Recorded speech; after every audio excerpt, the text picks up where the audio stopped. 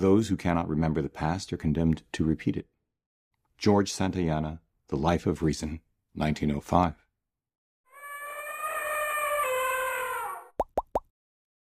Hey everybody, I'm Hugh Brownstone for Three Blind Men and an Elephant, and today I want to welcome you to the first episode of an experimental series I'm calling Through the Lens of Photography.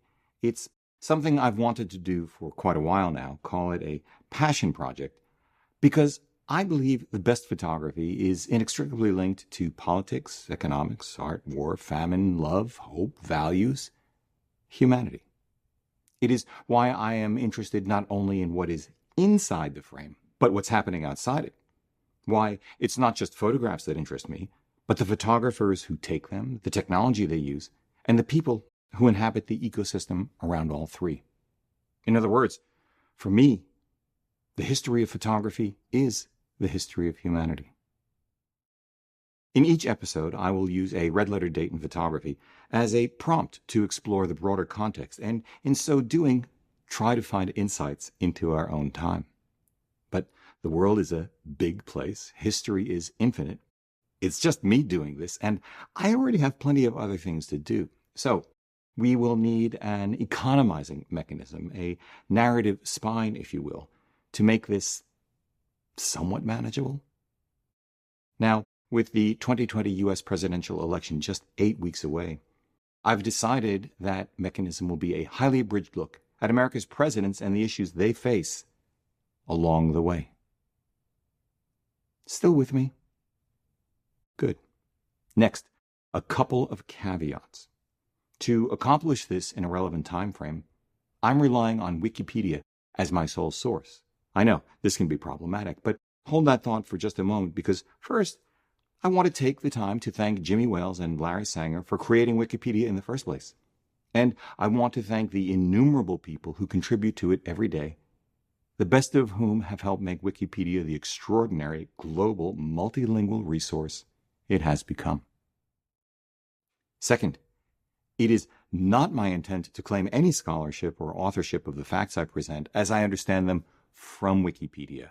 I mention this because it will simply be too burdensome and awkward to constantly say, quote, end quote, and cite references, though I encourage you to follow up on your own time and consider donating to Wikipedia if you find it useful. I'll put a link to their donation page in the show notes down below. Third, the focus of my inquiries, the sequencing of what I find and choose to share with you, the implications I draw, the questions I ask, the connections I assert, and the biases you may see are my own. Taking this approach has its challenges, from accusations leveled at Wikipedia of systemic and gender biases and the charge that it is easily manipulable, a cauldron of fake news, to assertions or criticisms that I may be plagiarizing. I understand. First, as Edwin Black points out in his piece, Wikipedia, the Dumbing Down of World Knowledge, not an auspicious beginning, I grant you. Academic frauds are one thing, but numerous entries are vandalized by deliberate propagandists, graffiti pranksters, those with pure bias, and in some cases, group hatred. I recognize and accept the very real concerns he raises, and I will do my best to discern and avoid problematic entries. But it is also the case that Nature published a peer review comparing 42 hard science articles from Encyclopedia Britannica and Wikipedia, and found that Wikipedia's level of accuracy approached that of Britannica. Now, that last sentence is a direct quote from Wikipedia, a perfect illustration of the strengths and weaknesses of the platform, and my reliance upon it. In this instance, it was hyperlinked to the source. I clicked through, and sure enough, Nature did do that comparison, and to their credit, subsequently updated the story to reflect Britannica's dispute with their findings. Second, if my ambition is to inform, motivate, and entertain, if my contribution, as I just said, is setting the focus of my perusal of Wikipedia, sequencing what I find in Wikipedia, deciding what to share with you, drawing conclusions, implications, and connections, asserting a position, if I acknowledge and make clear my biases because, oh baby, do I have them, then perhaps, I hope, you will forgive both my lack of scholarship and adherence to academic standards one might otherwise reasonably expect to be applied. Although, hey, if none of this sounds very good to you, no harm, no foul, please feel free to watch something else. Okay? Okay. So, with all of that said, let us now turn to Gothenburg, Sweden, 1841. Fritz Victor Hasselblad, the great-grandfather of the man responsible for Hasselblad as we know it today, Victor Hasselblad, opens a trading company called F.W. Hasselblad & Co. Now, it has only been 2 years since the birth of practical photography, the daguerreotype, all of which means nothing to Fritz Victor Hasselblad. Instead, his trading company imports sewing materials and sewing machines, travel accessories, household articles, and the like. This is usually about as far as people go when looking at the history of Hasselblad, if they get even that far. Most people don't know, for example, that in 1841, Sweden had less than a third of the population, about 3 million, that it has today. That indoor plumbing was not yet really a thing. That the Swedes were just introducing the potato to their country. But one can argue, okay, I argue, that what is really interesting about Hasselblad opening this kind of business at this particular time is that it occurs in the middle of a profound shift in the means of production and distribution of the material that makes sewing machines so useful in the first place. Cotton. And, conveniently enough, at this particular moment in history, one cannot talk about cotton without talking about the U.S., which is quickly becoming the global cotton capital. Technology like Eli Whitney's cotton gin and subsequent innovations beyond it allow incredible growth in the production of cotton in the U.S., mostly in the South. Cotton production will expand from 750,000 bales in 1830 to what will become 2.85 million bales by 1850. This is what drives the growth of slavery. Plantation agriculture becomes the largest sector of the American South's economy. The number of slaves rises from, call it 700,000 in 1790 to more than 3 million by 1850. Hold that thought.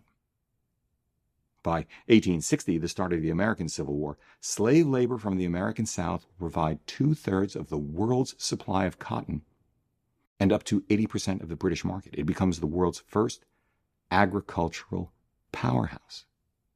But cotton will also encourage the growth of the textile industry in the North, and the blight of slavery will be knitted into the entire fabric of the American economy. It will become the root cause of the American Civil War. Things like federalism versus state rights or noble cause.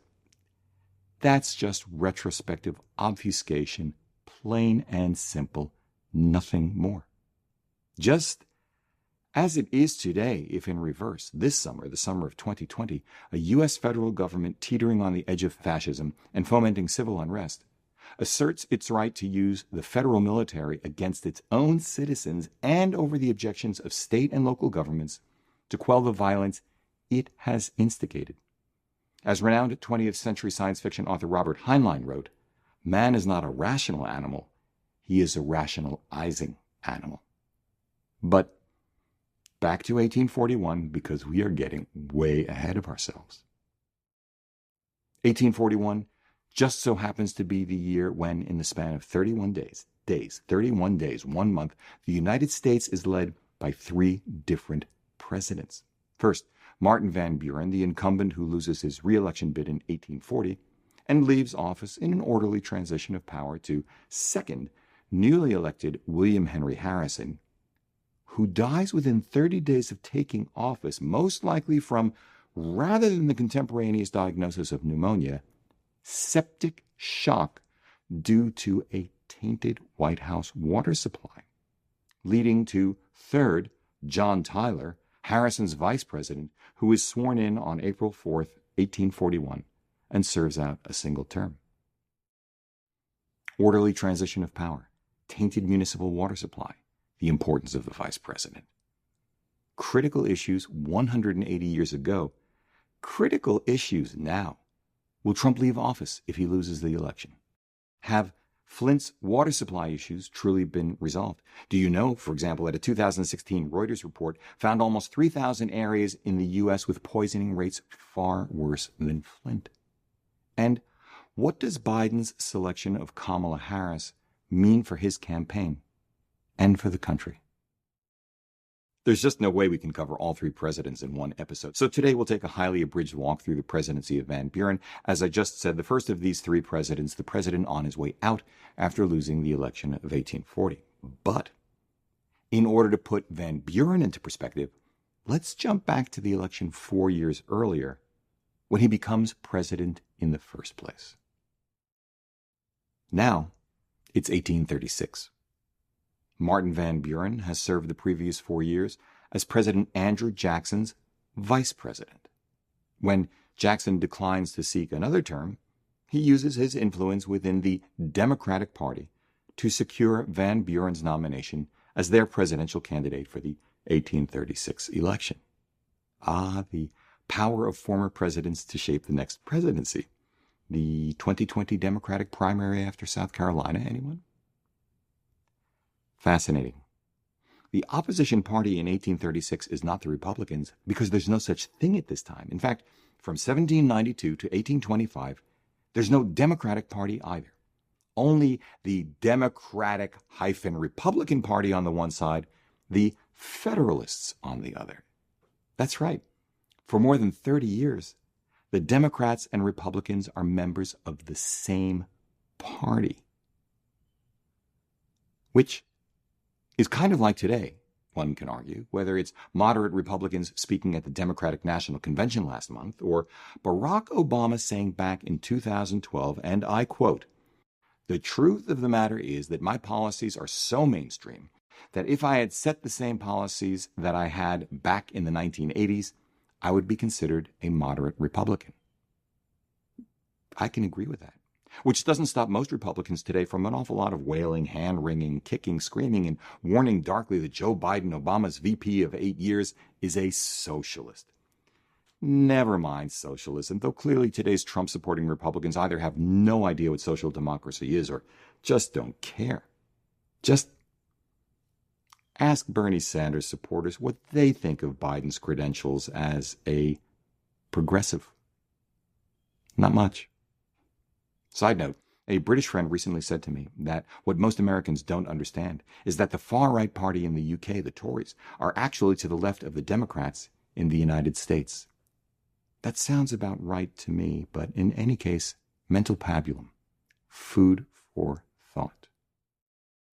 When the Democratic-Republican Party splits in 1825, one side forms what will become the Democrats, another becomes the Adams-Clay Republicans, then Adams-Men, then anti-Jacksonians. Eventually they call themselves the National Republican Party, but it dissolves 2 years before the 1836 election. It is absorbed by the Whig Party, formed not only from the remains of the National Republican Party, but emerging of several other smaller parties. Though this party, the Whigs, eschews the party politics and discipline of the Democrats of the era. How things have changed. Today, it's the Republicans who demonstrate party unity. Can we agree? Which is not a criticism so much as a simple observation. But we won't go into this any further. This is what degrees in political science and PhDs in history are for. Instead, I'd like to assert that too many of us who choose to self-identify primarily by party affiliation, Democrat or Republican, do so with very little understanding of what those labels actually mean or meant at different points throughout the country's history. Very much like a brand promise for a brand that now does something completely different. In his book, 1984, George Orwell wrote, "Orthodoxy means not thinking, not needing to think. Orthodoxy is unconsciousness. That sounds about right to me, too. I imagine the Wachowskis thought the same thing as they created their 1999 sci-fi blockbuster, The Matrix. That was kind of the point, wasn't it? Because the Whigs lack discipline and unity, they can't agree on a platform or a single ticket. Instead, they just throw things up against the wall, offer a pile of candidates, hoping to force a contingent election in the House of Representatives.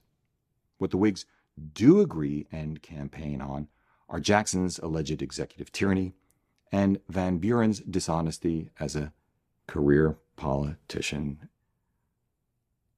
Okay, well, let's handle these in reverse order. 1, let's talk for just a moment about executive tyranny and career politicians. Almost 2 centuries since then, and to our eternal disgrace, it appears we have not made much progress as a society in elevating our understanding, selection, and election of candidates beyond basic word associations.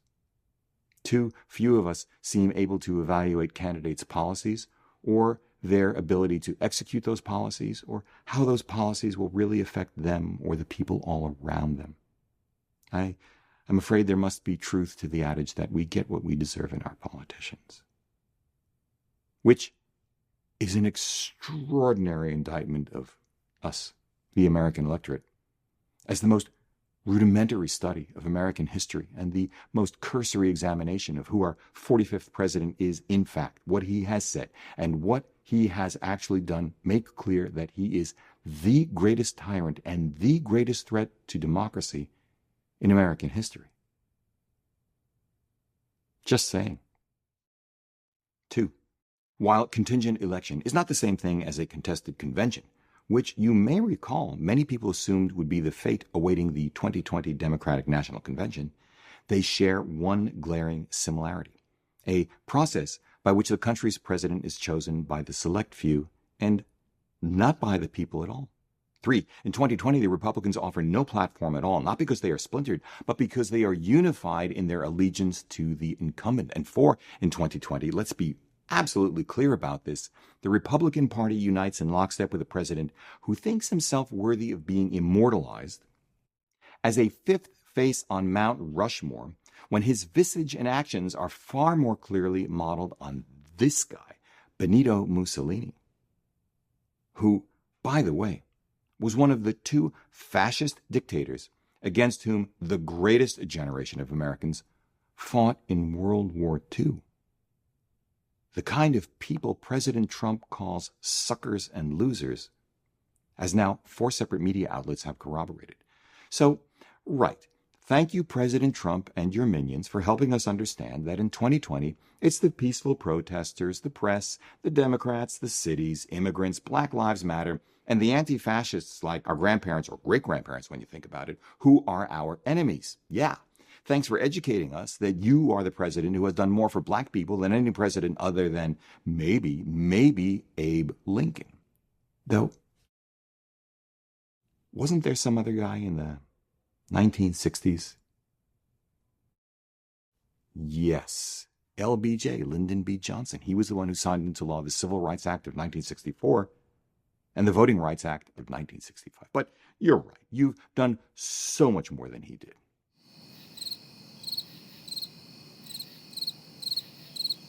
And hey, while we're being thankful, double thumbs up for helping us understand that land of the free and home of the brave, at least in 2020, actually means internment camps, hustling peaceful protesters into unmarked vehicles by unidentified militia, and constantly stoking fear of each other.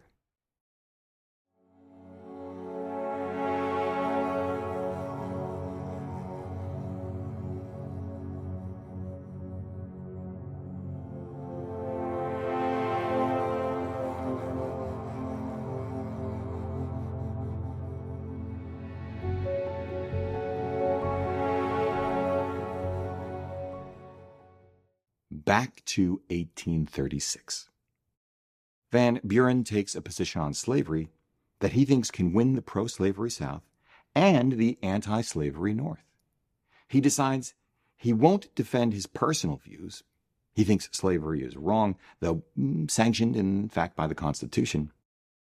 But instead calculates he can attack abolitionists, with whom he must have felt some sympathy, and still win the election.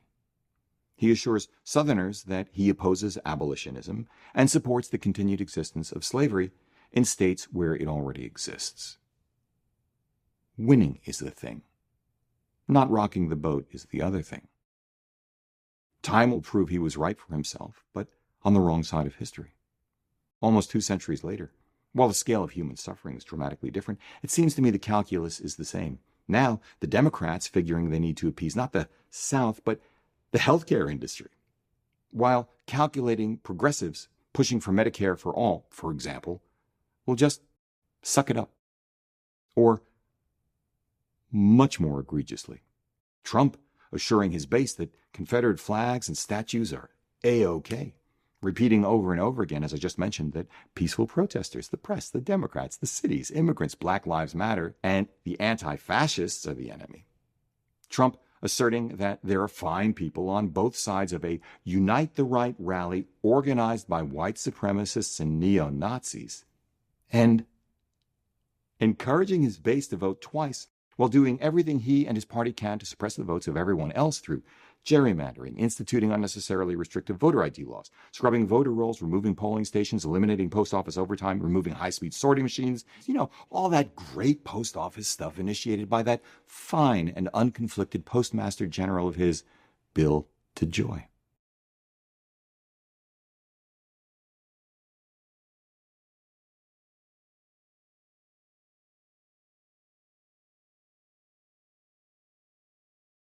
Though, speaking of the mail, interesting tidbit.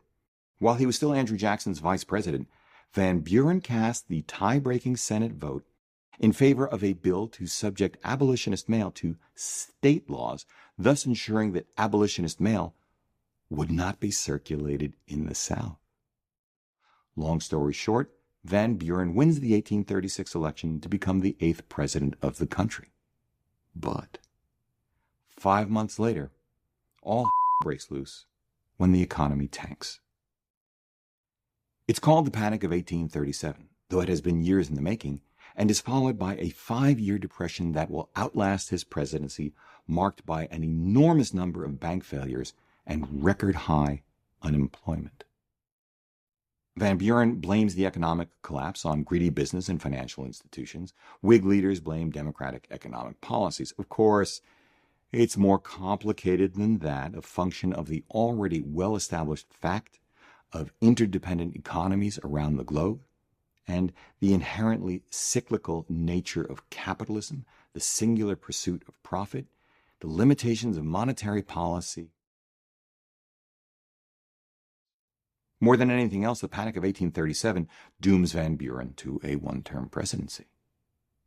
2 centuries later, here in the U.S., we've just experienced the sharpest quarterly contraction of the economy in the country's entire history, the sharpest rise in unemployment ever, worse than during the Great Depression.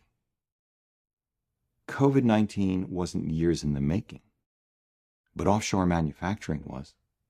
The rise of, say, automated trading systems with boundary conditions assumed by 28-year-old rocket scientists too young and too far removed from historical precedent to imagine those conditions would ever be breached, and senior executives too far removed from the technology, the math, the ethics, and the risk of deploying their own capital courtesy of the repeal of the Glass-Steagall Act to care. NAFTA, and the repeal, by the way, were signed into law by Democrats, just to be fair. On the other hand, Trump's incredibly incompetent response to the pandemic happened on his watch. More than 180,000 dead as I'm recording this. It happened after he did nothing for the 3 years he had available to prepare for just this kind of pandemic, other than subsequently engage in magical thinking that it was simply a hoax, that it would then simply disappear, then injecting people with Lysol and Clorox would wipe it out in a minute. But hey, the stock market is doing great.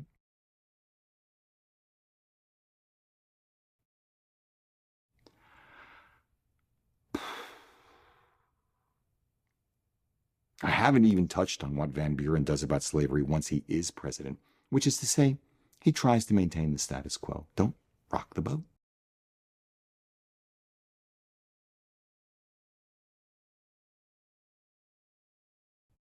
He opposes Congress's attempt to abolish slavery in the District of Columbia out of deference to the slaveholding states.